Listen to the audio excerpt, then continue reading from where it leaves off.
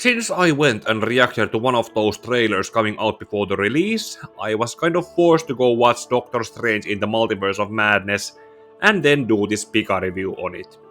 As my second Marvel movie after Spider-Man No Way Home and Black Panther, I was put into a situation where I would know only what was happening in the movie and judge it alone by itself.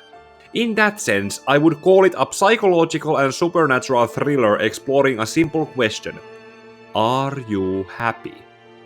If you asked me that question, my honest answer would probably be, no, I'm not. But don't worry about that, it is my burden to bear, not yours. On that sense, and with the two main leads played by Benedict Cumberbatch and Elizabeth Olsen, the movie is somewhat trying to be about their happiness, where Cumberbatch's character Stephen has to move on from his past love interest who has moved on from him,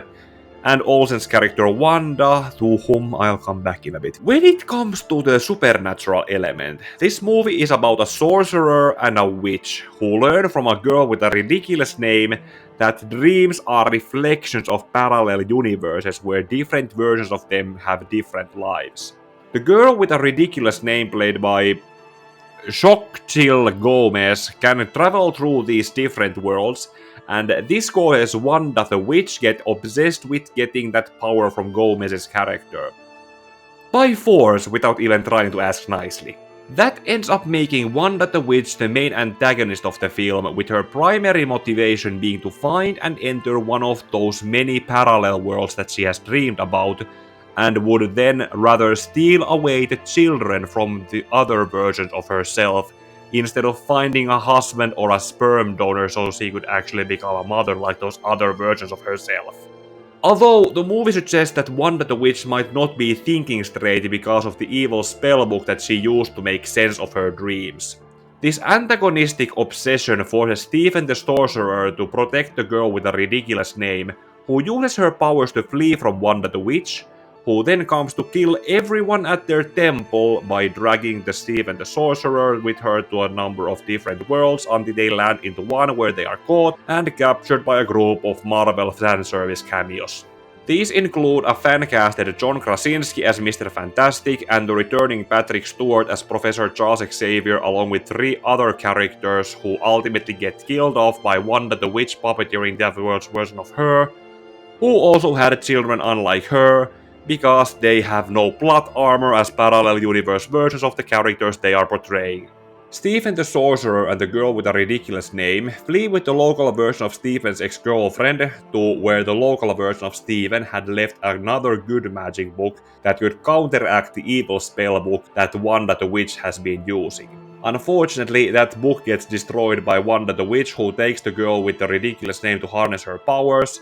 and then sends Stephen the Sorcerer to another parallel Earth along with not his ex, and they need to get help from another version of Stephen there. This otherworld Stephen is the representation of that concept of "are you happy" question. Unlike the main Stephen, this Stephen was unable to move on from his ex and lied to both to her and to himself that he was happy, until he ended up using the evil spellbook to see every version of himself were just as unhappy as he was, which in turn led him to using the evil spellbook to possess other versions of Stephen who were also unhappy and euthanize them. So the main Stephen is forced to fight this corrupted Stephen in a musical fight that leads to the corrupted Stephen getting euthanized. This is the part where the movie gets to flex having Sam Raimi as its director, as Stephen is forced to use the evil spellbook to puppeteer a dead version of himself who came to his world with the girl with a ridiculous name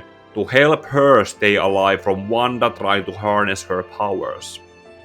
In the end, Stephen, through the corpse of his dead self, is able to convince the girl with a ridiculous name how to use her powers, and she uses them to open a portal to the other world's Wanda to let that Wanda and her children see her as an evil witch that she is, and her to see what kind of monster she has become with her obsession. That then knocks Wanda away from being an evil witch and into understanding what she has done, tells Stephen, the girl with a ridiculous name, and her other worldly self that she will atone for her deeds by killing herself by dropping the mountain she has operated from onto herself.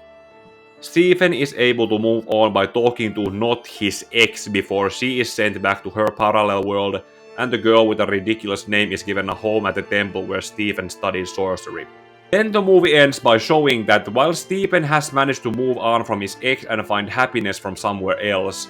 using the evil spellbook to puppeteer his dead self has caused him to develop a third eye.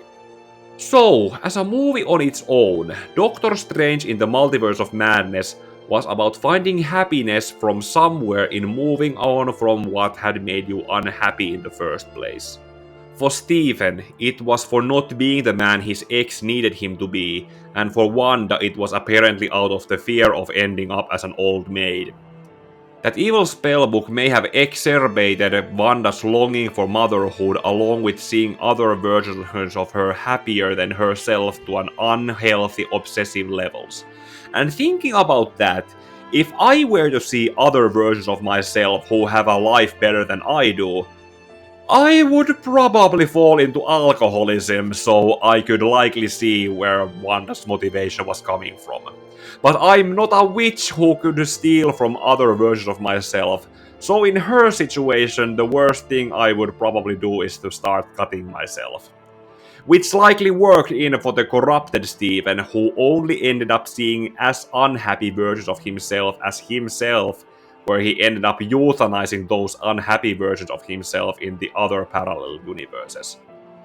As a non-MCU fan who has not watched any MCU movies or shows in between Black Panther and Spider-Man No Way Home, this was the best way how I could summarize and review this movie. I have no idea what was leading up to this movie, and without that burden holding me back, I was able to recognize the theme of the movie being in how to recognize when you are not really happy with your life, and what is the healthier way to move on to seek out that happiness while having the unhealthy ways shown in Wanda's obsession and in the corrupted Stephen's case. I don't know what Marvel stuff I will have to review next, unless I manage to do a recap review on a Marvel video game in the future. And that is all I have to say. Like or dislike this video, comment what you think about my views on this movie down below, share this video if you deem it worth seeing, and subscribe for other videos I have planned to make in the future. Also, ding the bell so you can be in the audience to chat with me when I do a gameplay stream, and may your heart be your guiding key.